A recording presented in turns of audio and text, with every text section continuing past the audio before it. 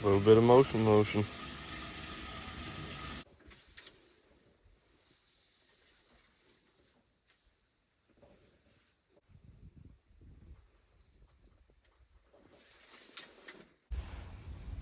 All right, oof, my face is a little dirty here.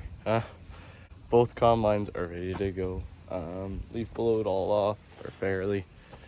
They're greased up, checked all the oils and everything, and we're dumping the trucks right now, and then we will probably grab a quick lunch, go get the grain cart, which is out in the field full, dump that to the truck, dump the truck, and then we'll be off and going.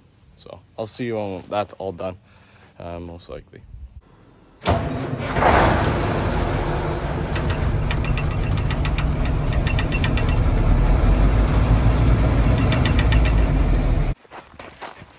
All right, well, let's get going.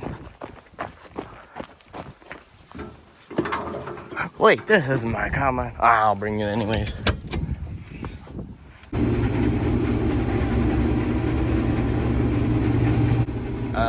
Just still harvesting here, as you can see, and I'm just taking the headland pass. So it is taking a decent bit of my concentration. But anyway, so far we got, I mean, it's already like 7 p.m.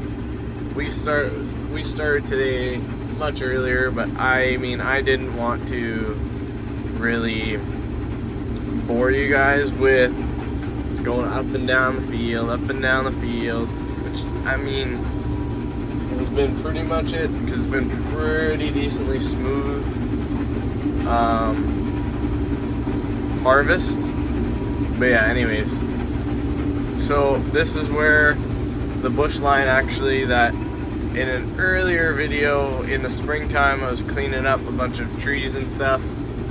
So, and I'm sure there's a bunch more that have fallen, but I guess we'll see as we go here. This weed's quite light on one side and then heavy on the other. Just, it's what the trees do, eh? So I'll get this passed and then I'll keep talking to you so I can concentrate, I guess, here. I guess. Just getting out here,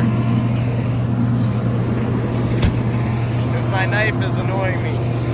I'm just leaving all this. Which, it's not like there's much weed here anyways, but I should have raised my reel up more, but it's annoying the crap out of me that my knife's not able to cut, because this is hung up on it. And I tried going into the crop, and still, usually that would push it in. It's not, I don't know, it didn't seem very hung up there, but there's a few dings on the teeth, so it's not perfect, but I'll try it at least now.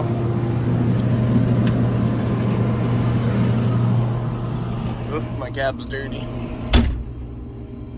Okay.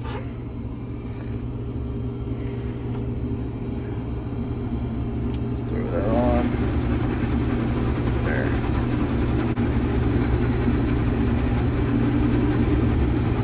Alright, let's keep cutting here. And I mean, like, yeah, I don't expect it to do a perfect job. I just want it to clip at least some of the tops off. It'd be nice, but if it doesn't, it doesn't. Oh well, I tried. But this outside pass is always very uneven and stuff, especially with these trees and whatnot. But I'll keep going, I guess. Alright, so we got cut in a little bit here, which is good. There's Dad in the grain cart. He's coming by. I think he's just moving the grain cart to the other end of the field, because my auger's on that side. But things are going pretty well here.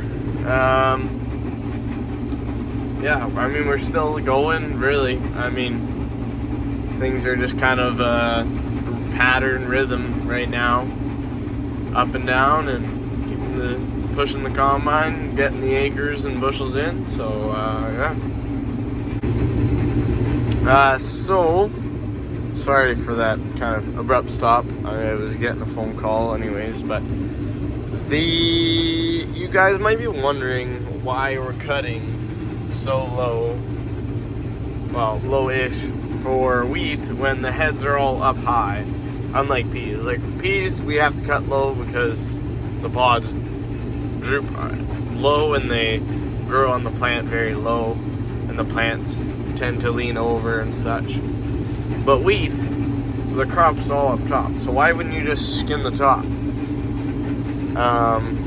And there's a few reasons for that, but are some people who just skin the tops basically, because they can get a lot of acres done because you don't have to process that straw, which fair enough.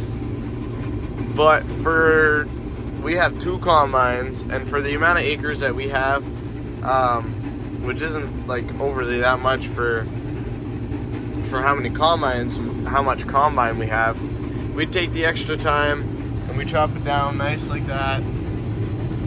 So then we're not left with a bunch of stubble, rather we're left with a bunch of mulch, which can be used for the next crop, almost like compost basically in a way, right?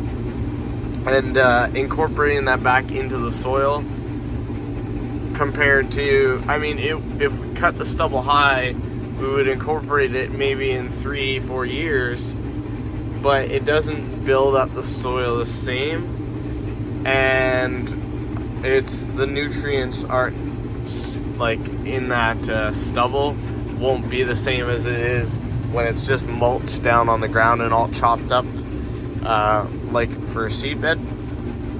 So that's one reason. 2, we kind of like the shorter stubble just for driving through, and technically it's a little bit easier on tires so they don't get stubble checked. Like small stuff like that, but we don't mind processing it. Our combines can handle it. We just gotta go a little bit slower is all. But we get through it. And yeah, like at times, like even though we have a rain coming, being in a time crunch, and we could probably get this all knocked out if we would just skin the tops. But it just looks much cleaner on the field as well if we can all just cut it nice and low. So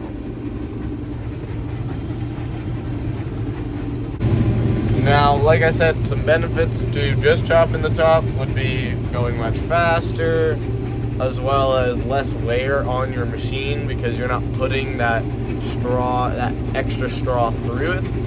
And the chopper blades in the back, right, they would last longer theoretically, but which for us is just not our thing. But each farmer is all different, and some will choose to not chop it, some will choose to chop it more like ours, some will literally just drop their straw and bale it.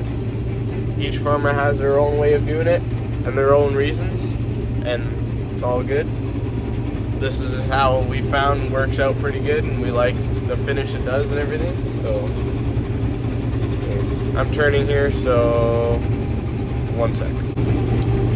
Another thing, like I kind of mentioned, like we are a smaller farm, so the bigger farmers, if they don't want to spend too much extra time in a field for that. Albeit the new combines are definitely better at handling that amount of straw and chopping it up very nice, I may add. We've ran, as you in last year's harvest videos, I went and ran a combine for the neighbor, and those combines mulch up the straw very, very well.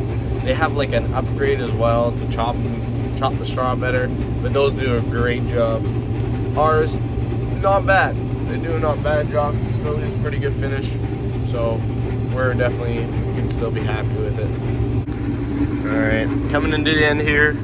I'm sorry, I tried to get you guys some drone footage, but it will not calibrate with me moving. So I'm like, well, and I tried stopping at the other end and then it didn't calibrate still.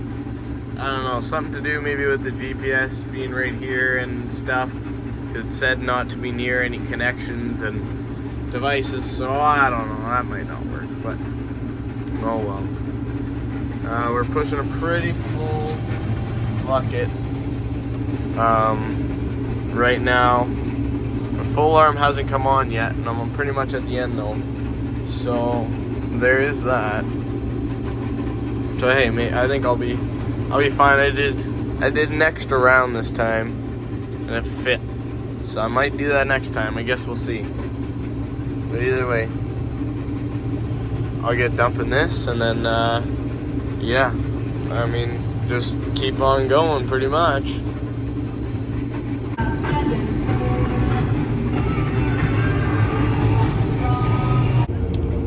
Alrighty folks, that is our day. We're definitely ending a lot earlier today. I mean, it's only 12 o'clock, so earlier than it has been. And we just want a little bit more sleep, basically. There was supposed to be rain tomorrow, and the next day, and the next day. But that rain got pushed back a little bit, so tomorrow's supposed to be nice. Funny how that works. Yesterday it was saying that it was going to rain an inch, and now it's saying it'll be nice. So we're trusting it for once. I know we shouldn't, but we are. And we're going to come back tomorrow for the last little bit that's left in this field, but it's almost done now, so. But anyways, that's going to be the end of this video. Thank you so much for watching. Sorry it was kind of short and basically the same stuff that it has been for the last few harvest videos, but yeah.